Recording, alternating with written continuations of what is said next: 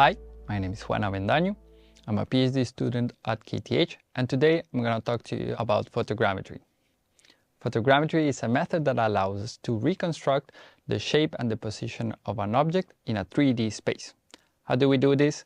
What we do is that we take different images of the object from different positions, different angles, and with the information from the cameras, their position, for example, using a GPS, and for example, with the information about the lenses that we use, we can recreate the different points of the structure. The important part here is that we have common points in the different images. So if we have different points in the different images, we can find the location of those points. If we know the location of these points, we can determine the distance between these points. And this way, we can create a 3D model. This is very useful when we are doing inspections in structures.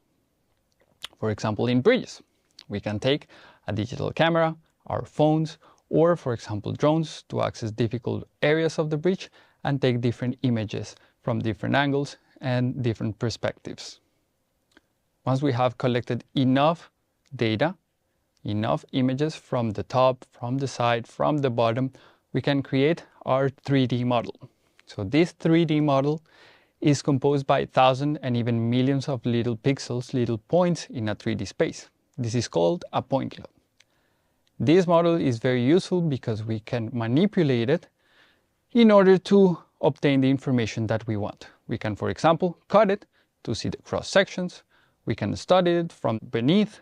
We can just focus on, for example, the pillars or the section that we are interested in looking at. Also, we can measure different things in the model. We can check that the dimensions of the bridge are as the drawings, or we can see if something has moved over time, if something has to be changed, or just see the section of the road. We can do this also for indoor inspections inside buildings or, for example, in large bridges. Once we have done all our data gathering, we can create our 3D model, and from there we can study it to see different damages. We can see, for example, corrosion, we can see cracks, and this is very useful to determine the state of the bridge.